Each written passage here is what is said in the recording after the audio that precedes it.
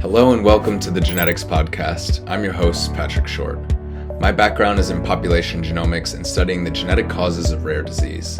I did my PhD at the Sanger Institute in the University of Cambridge and have been in biotech since 2018 when I started Sonogenetics. Sonogenetics helps academic and industry researchers to run large-scale genetic testing programs that speed up their clinical trials, generate data sets for the next big breakthrough, and give participants the best possible experience taking part in research. Each episode of the Genetics Podcast, we bring you insights from the leading minds in genetics and precision medicine, including household names and Nobel Prize winners, as well as early career scientists and biotechs working on the next big breakthrough. Whether you are a scientist, entrepreneur, executive, patient advocate, or simply someone curious about how genetics shapes our world, you're in the right place. Thank you for listening, and let's get started. Welcome, everyone, to the Genetics Podcast. I'm really excited to be here today with Dr. Christopher Walsh, who's a Bullard Professor of Pediatrics and Neurology at Harvard Medical School, Chief of Genetics and Genomics at Boston Children's Hospital, and Howard Hughes Medical Institute Investigator. So, Chris, thank you so much for taking the time to join me. It's great to be here, Patrick. I'd love to just start with actually how you got interested in genetics. Can you take me back to that story? Yeah. There were kind of two phases to that. First, in graduate school, I did my PhD in neurobiology, but with Ray Guillory, who had described way back in the 70s the first genetic mutations that disrupt the wiring of the human brain. And these are mutations associated with albinism that actually cause the fibers from the retina to be misrouted at the optic chiasm, so eyes project to the wrong side of the brain. And so, although I was really interested in how this miracle of the developing brain comes about, I thought it would be really cool to try to apply genetics to that. And so I took a couple of extra genetics courses as part of my neurobiology training.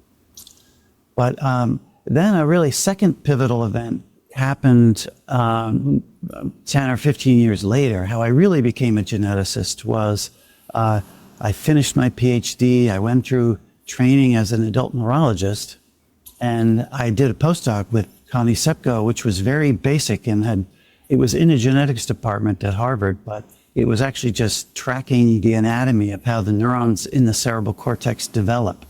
My postdoc project was actually taking DNA barcodes and adding them to retroviruses so that you could identify a clone wherever the daughter cells would migrate in the brain. So I set up my own lab thinking I was again going to be doing these relatively descriptive studies in the development of the cerebral cortex. And then 5 months after I started my own lab, everything changed. I went to a meeting in Venice with my wife to present this cell lineage barcode stuff that I'd been doing. And one of my teachers from the University of Chicago, Peter Huttenlocher, presented a family with an inherited malformation of the cortex where some of the neurons completely fail to migrate.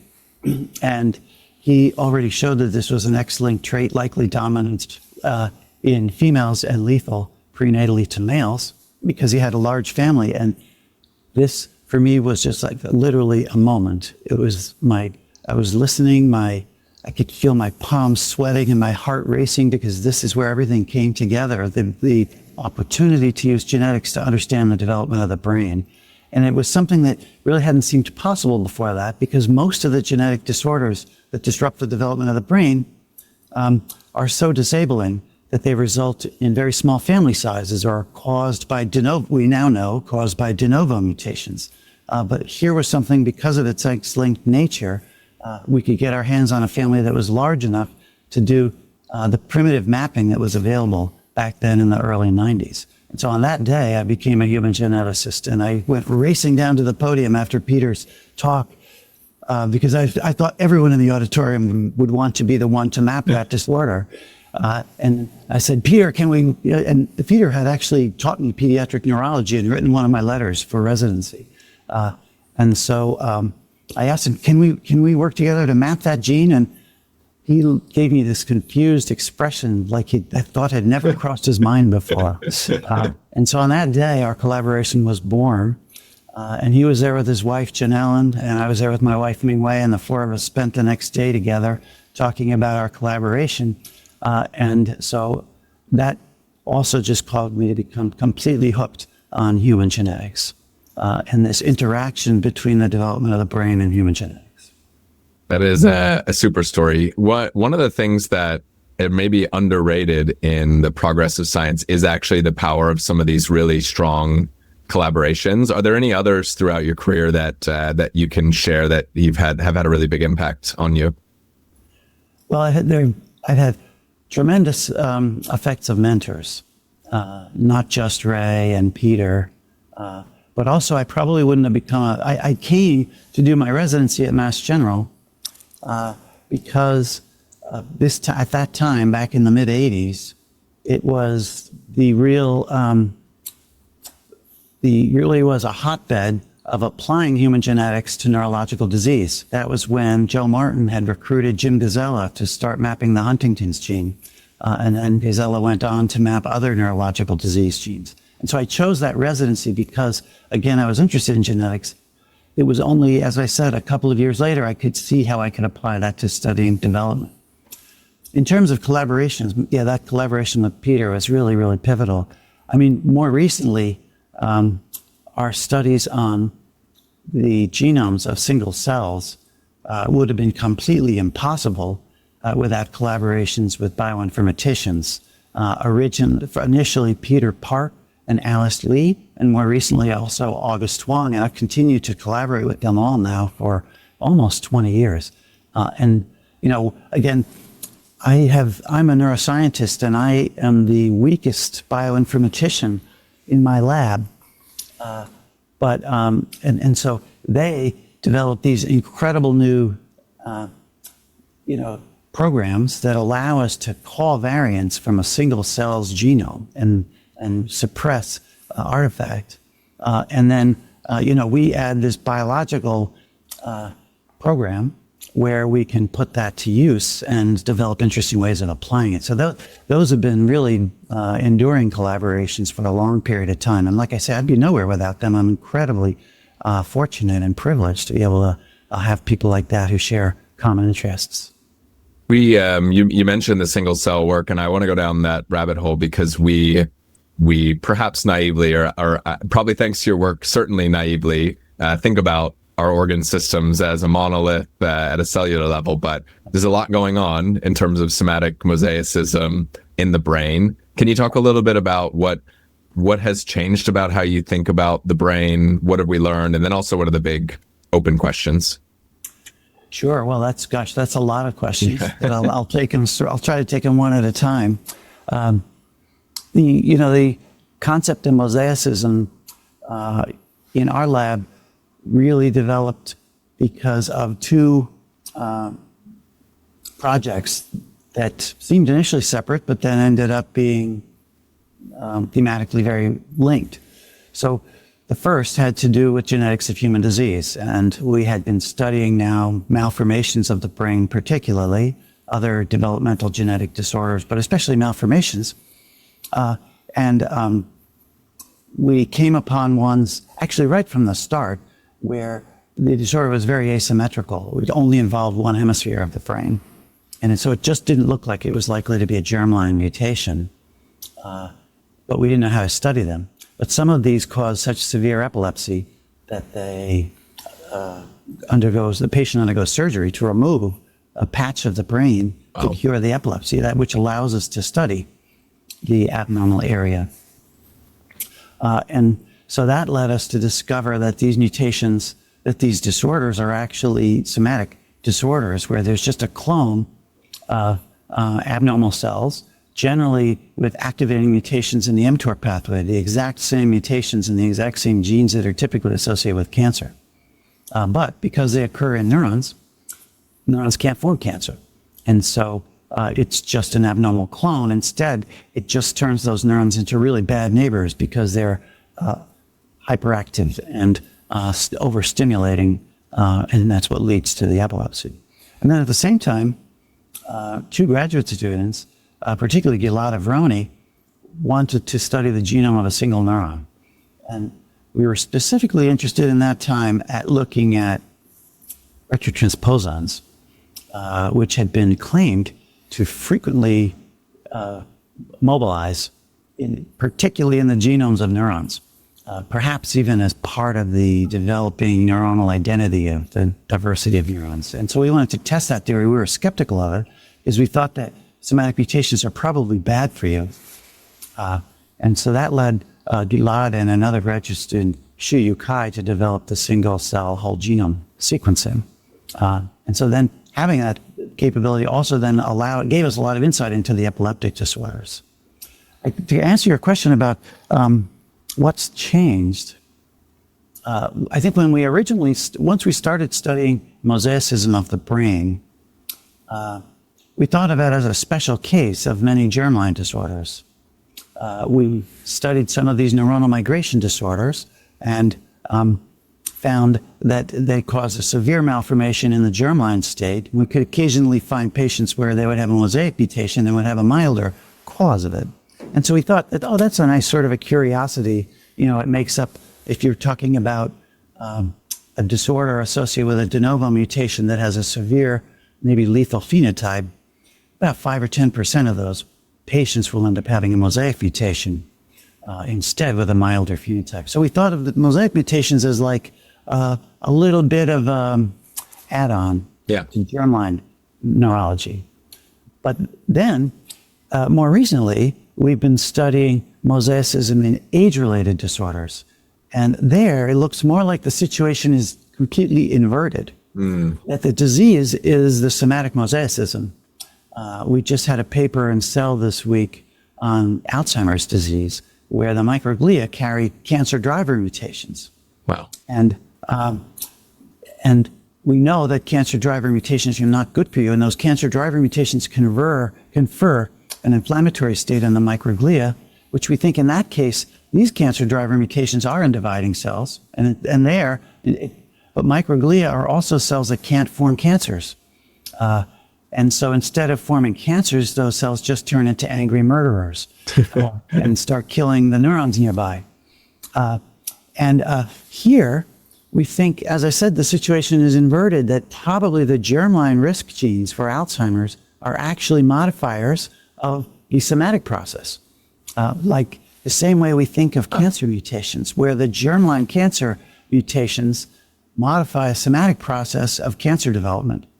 Because the germline cancer mutations like Li-Fraumeni or the sort of, the instability, microsatellite instability disorders, they basically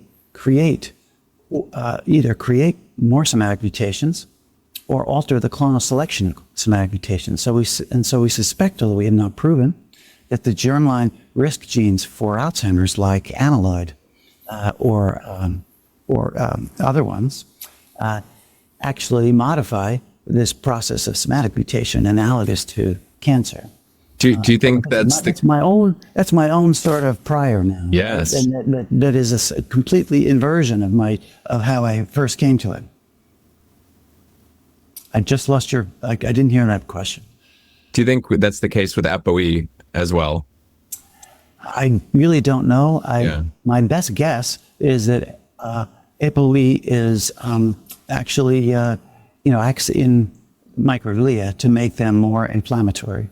Yeah. And so it acts on top of the somatic mosaicism. In fact, again, my colleagues Alice Lee and August Swan have a paper on bioRxiv where they looked at CHIP mutations in the blood of Alzheimer patients, and they find that CHIP mutations are a very strong risk factor for Alzheimer's. When you discover them at depth, if you do targeted panel sequencing where you can discover them with very low variant allele frequency, and most of that risk is from very small clones, not the ones that create risk for cancer, because it's a cancer-like process, but in a totally different way with many, many small clones instead of a particularly dangerous large clone.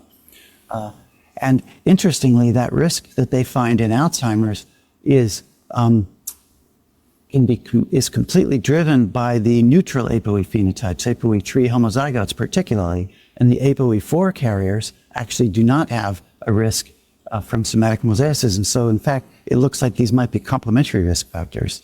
That they basically, one way or another, a microglia has to become inflammatory and dangerous. That can either happen by germline risk, maybe TREM2 as well, or it can happen by somatic risk. What insights does it give you about therapeutic potential? Golly, well, again, as in the case of cancer, again, when we think about cancer, we think not about necessarily curing the germline genes. We think about curing the somatic mutations. Yeah. The RAS inhibitors or whatever. And so I think with this, I like to think that this gives us all new window on thinking about therapeutics for Alzheimer's. That basically some of the therapeutics that are already being developed for cancer can potentially be repurposed for the treatment of Alzheimer's, specifically those that target the genes that we show are enriched in Alzheimer's disease microglia. In a totally complementary fashion, we have another paper that's coming out online next week at Cell.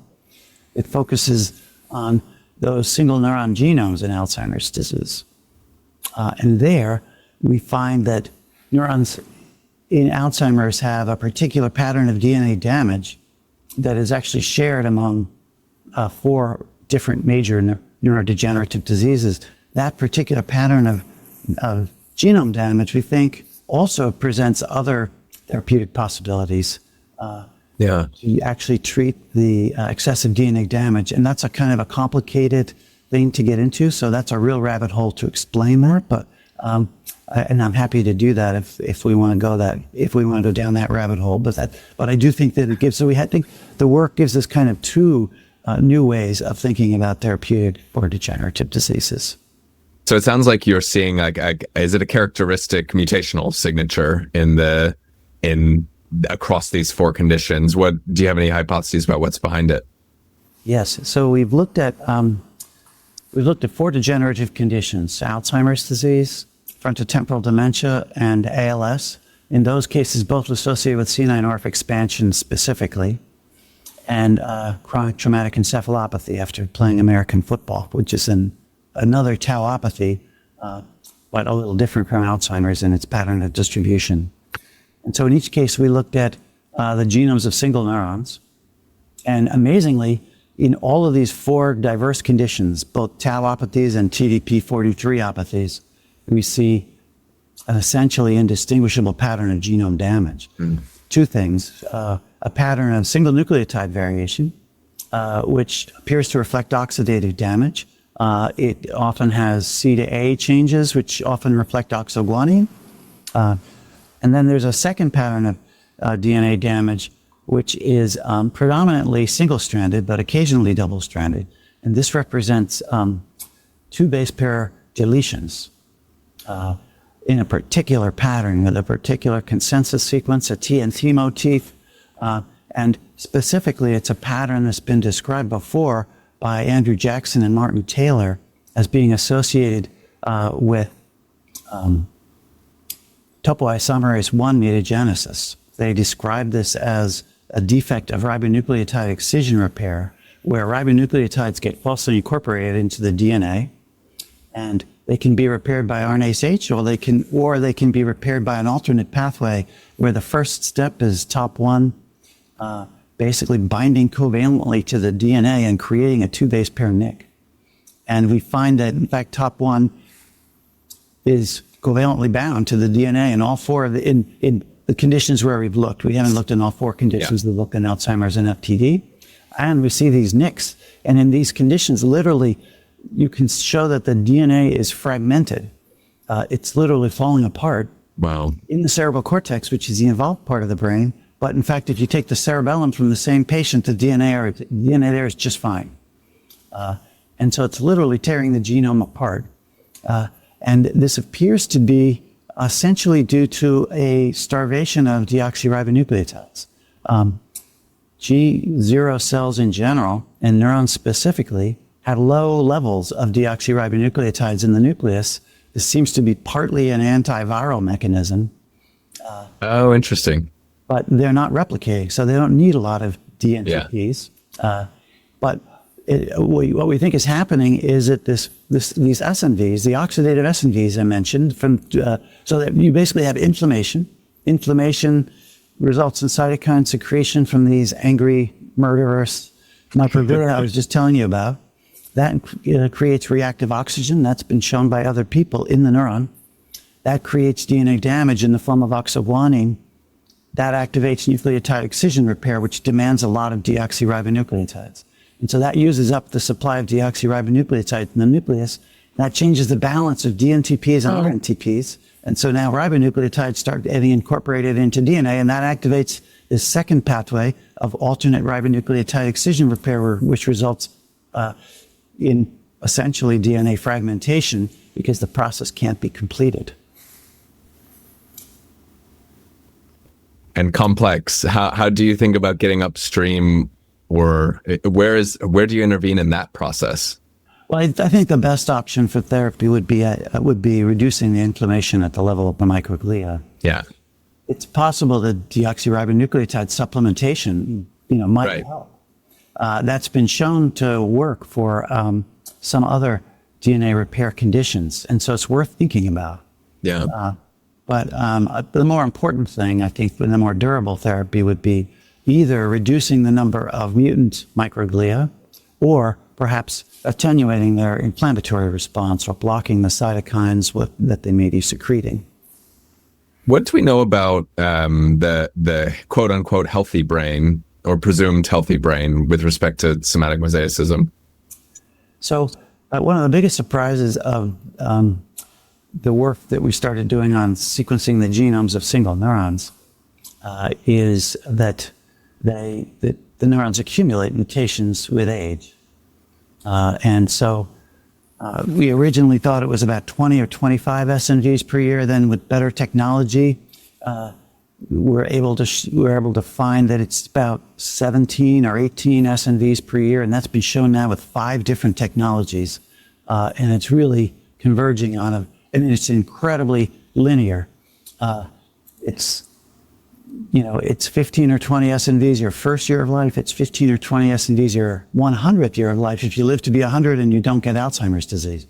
And then in addition, there are 2 or 3 indels per year. And the indels are actually more damaging than single nucleotide variants. And so this is about 20 point mutations per year. And it seems to be predominantly driven by transcription, particularly the indels. And so sadly, it's enriched at the genes that are expressed at the highest levels, in particular in that particular neuron. And there's also enrichment at promoters and enhancers. And so these mutations are also, some of them, epigenetic marks. They're epimutations, essentially, that have the potential to alter the pattern of transcription of the neuron. So this 20 point mutations per year is scary. So there's several things about that. First of all, how does that stack up against other cells? Well, it's actually just a little bit faster than the rate of accumulation of mutations of hematopoietic stem cells. So even though neurons are not dividing, they're accumulating mutations faster than many dividing cells. It turns out it really doesn't matter whether a cell is dividing or not in terms of its rate of accumulation of mutations. The cell with the slowest rate of mutations is sperm, which are obviously dividing or formed from recently dividing cells, and that's less than 5 per year. The one with the fastest recorded rate of accumulation of mutation are cardiomyocytes, which again are post-mitotic, but are very metabolically active, so they have a lot of oxidative damage. And so neurons are about in the middle somewhere. And so the second puzzle is, how does that happen? Why does we would have thought that being post-mitotic was a bargain that neurons made with nature so that they could at least have a decent genome for their whole life, because they're long-lived and they're post-mitotic and we need them to remember things. But turns out they accumulate mutations, just like other cells. And as I say, it's in a particularly damaging pattern because of its relationship to transcription, although still probably that 20 per year, since they're all over the whole genome, and only a couple of % of them are in exons, it's still something we can generally live with. It's just when you get into a disease state where the process is accelerated, that it starts becoming likely to be functionally important. And then the third puzzle is, what do these things do? They mark time. They mark age. So a neuron constantly knows how old it is. You could sequence the genome of a neuron that you found in the street, and you could determine how old the person was from that neuron, provided that you had a germline to sample from the same. You need to be careful. The longevity people will get a hold of this and design a test. Right, exactly. It's quite possible then. And so what we'd like to know is whether they have some sort of normal function or whether they're just bad news. You have, I rarely have a script, but if I had one, I would be completely off script with this because you just have me spinning with the implications. Where does the neuron sit relative to if you've got sperm on one end, cardiomyocytes on the other end, like not just in rate of change, but are there other factors where it's really very different from other organ systems? So every cell is a little different, and I just want to put in here a plug for the NIH is supporting the somatic mosaicism across human tissues network, where we're trying to look at this in all different cell types, and it's really an amazing collaboration between many sites. And so different sites are looking at different cell types. But there's already a fair amount of information based, as you know, largely from work from the Sanger Center, from Annabelle Martin Coretta and Peter Campbell and others. So the neurons are, as I say, are about 15 or 20 per year. The first one that really was well determined was like the gut cells, which are about 40 or 50 per year. The lung is maybe about the same rate. And so epithelial cells are a little faster than neurons. The hematopoietic stem cells are dividing cells, but they do divide very slowly. And lymphocytes are actually about the same as neurons, so about 15 or 20 per year. So then every cell has not only its own rate, but it also has its own pattern of nucleotide substitution, which reflects the pathogenic mechanisms driving that accumulation. In all cells, there tend to be two patterns of substitution that are fairly commonly shared. They're called SBS, single base substitution patterns, determined by the cosmic cancer signatures, again from the Sanger. One is SBS1, which reflects cytosine deamination during the cell cycle. Neurons seem to accumulate a little bit of that, and I'm not exactly sure why, but it seems like it accumulates a little bit in non-dividing cells as well. And then the main driver of this age-related thing is SBS5, which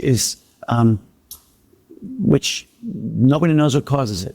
It's basically mostly C to T's and T to C changes. It's seen in every single tissue of the body. The slope of the line is slightly different from tissue to tissue. And so it's a universal aging signature whose underlying pathogenesis is really not totally clear. Molly Pozorski has suggested it might reflect the inherent error rate of the DNA repair mechanism that is repairing particularly transcription-related damage. And again, SBS5 accumulates is the main driver in neurons. It accounts for about 80% of the age-related accumulation in neurons. And then what happens in neurons is that the disease signatures are added on top of that. They represent new pathogenic processes attacking the genome of the neuron that are rare in the normal brain. This is amazing. What do you see as the next layer on top of what we're understanding today about somatic mosaicism? Because we're probably going to spend a decade plus really uncovering what's going on the somatic side. What do you see as the either parallel waves or next waves after that? Sorry. So, I think it's going to be a while until we sort of digest the implications of somatic mosaicism. We have a paper. It causes me to look at every disorder differently. We have a paper that's on bioRxiv looking at the normal development of copy number variation and in the brain. in neurons specifically. And what we find there is that it's been long known that the brain of humans and other species generates about 20 or 30% more neurons than it actually needs, and that 20 or 30% of those neurons die, typically in humans in the second half of gestation, after the neurons become postmitotic. And it's been known that that programmed cell death process can be modified. It represents a Darwinian competition to form synapses.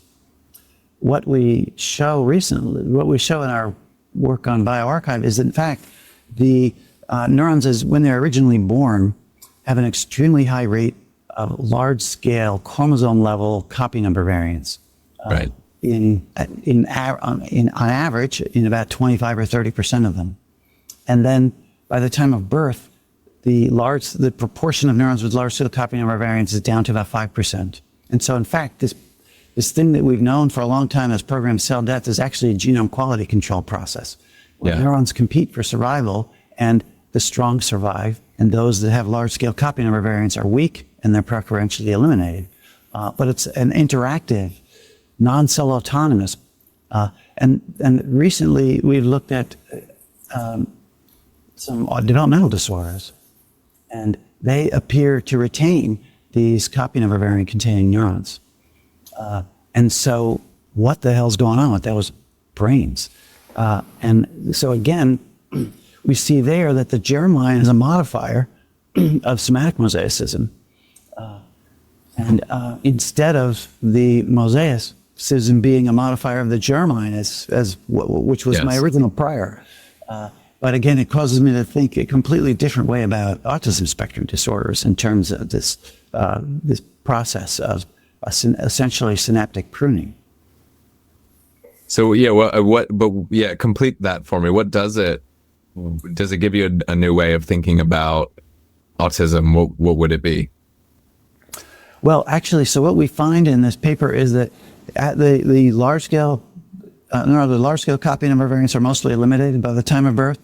But in fact, at birth, there are still another 20 or 30% of neurons that have small scale, right? But still pretty big copy number variants. Like, what are we talking? What is small scale but big? Like less than a chromosome, but multiple megabases. So those neurons, in fact, continue to be eliminated throughout life. They get gradually a little less common as we age, and so our brain is constantly trying to protect itself. By a constant process of pruning and competition, which actually makes perfect sense that neurons are constantly competing to make synapses. And so that's great news, right? Our brain is always trying to be perfect.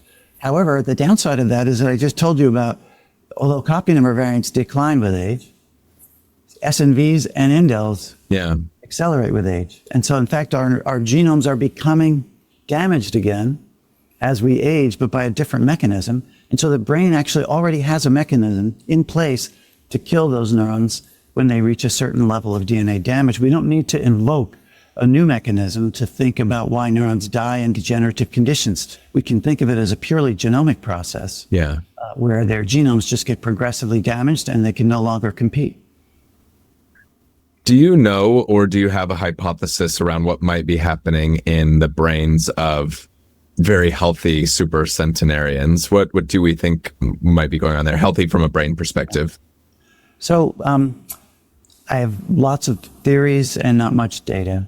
We looked at one or two centenarians. We originally thought that maybe the clock, the mutational clock in neurons, runs at a slightly different slope in centenarians.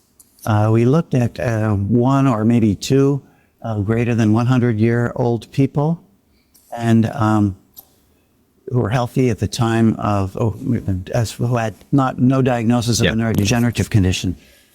To our surprise, their neurons fell right on the line. And so it doesn't seem that they have an inherent or perfect DNA repair pathway, that they don't accumulate these age-related mutations.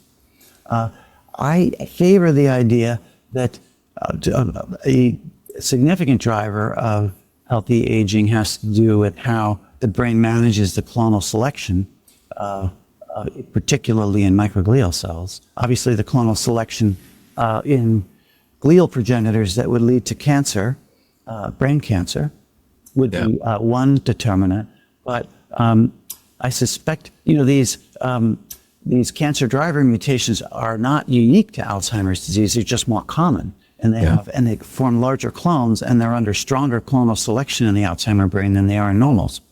But normal folks have them too, and so just as in terms of, again, thinking of things in terms of cancer, people avoiding cancer, you can avoid cancer a couple of different ways. You can not have a inherited defect of DNA repair, but you also can get lucky in terms of clonal selection, or you can live well in terms of modifying that clonal selection by not smoking or not living in a city with a lot of air pollution. And so I think of it in an somewhat analogous way to the clonal selection that particularly might affect glial cells.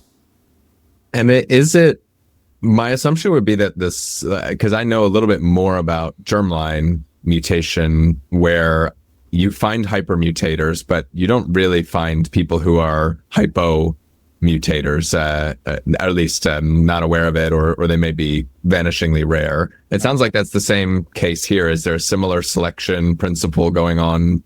But there are very different regimes of selection that we're thinking about.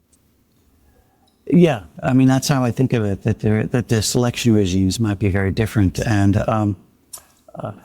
so there are, again, there's been studies of, a couple of studies, single cell studies of people that have genetic defects of DNA repair.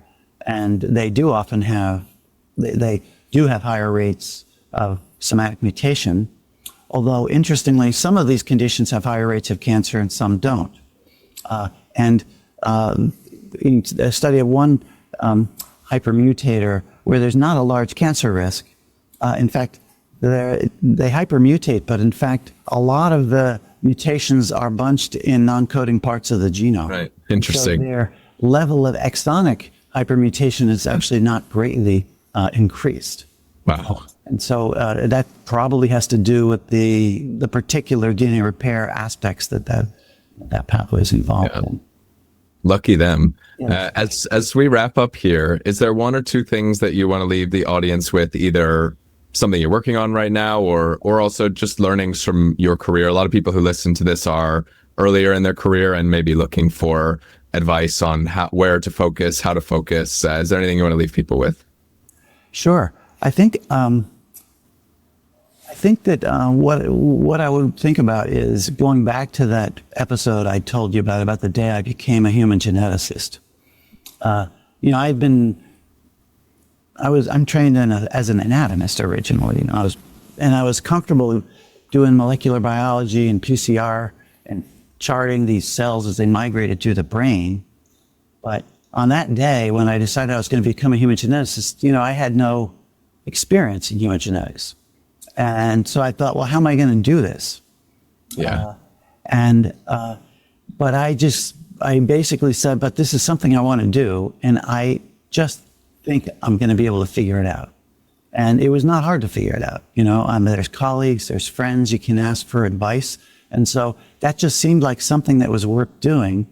And so I encourage people, so that's when you have an opportunity like that to do something and you aren't sure whether you can do it or not, you can definitely do it, And the same thing happened when those students developed single-cell whole genome sequencing. It's like, okay, first we said, well, this sounds like it's going to be really complicated. How could we, who knows, like what's going to happen to the genome of a single neuron? You put it in a tube, maybe some of the chromosomes will stick to the side and won't amplify. It was a miracle when we found that by and large, you actually get the whole genome on a single cell. And then we're like, well, how are we going to analyze this? But, there's people that you can, I'm particularly fortunate to be in this environment where it's such an intense scientific environment, intensely rich scientific environment. It's no more intense than anywhere else, but it's people are very friendly and they're always happy to chip in. But you can always find people to help you get over that. And so I would encourage people not to be shy or to have imposter syndrome. If they want to do something that they think is going to be impactful, and they're not sure if they'll be able to figure out how to do it or not. I just want to give them the confidence to know that they will be able to, because like I say, I still don't know how to do like much of this stuff, but there's people that have been able to lead me through it. Yeah. Science is a very social sport, isn't it? It is. That's the best part about it, in fact, is to do something that's really hard but worthwhile. And it's usually not hard to recruit people to work with you on it. Yeah. Well, amazing. Chris, thank you so much for taking the time today. All right. Thanks, Patrick. I really appreciate the opportunity to chat with you. It's my pleasure. And thanks, everybody, as always, for listening. And we will see you next time. Thanks, as always, for tuning into the Genetics Podcast. If you enjoyed today's conversation, the best way you can support the show is by sharing it with a friend or colleague who might find it interesting as well. We'd also really appreciate if you could subscribe, rate, and review us on Apple Podcasts, Spotify, or wherever you listen to podcasts. This helps other people discover the show when they're searching for content on genetics, precision medicine, or biotech. We always want to hear from you as well. If you have feedback or questions or want to be featured on the show, you can email us at podcast@sonogenetics.com. You can find me on LinkedIn, Patrick Short. You can find us as well, Sonogenetics, on LinkedIn, or reach out on Instagram at The Genetics Podcast. And finally, a special thank you to the team behind the show who makes this possible. Joy Ismail produces and manages the show, and James Pierce from Selective Frequencies for his expert audio engineering. I'm Patrick Short, your host. Thanks again for listening, and we'll see you next time on the Genetics Podcast.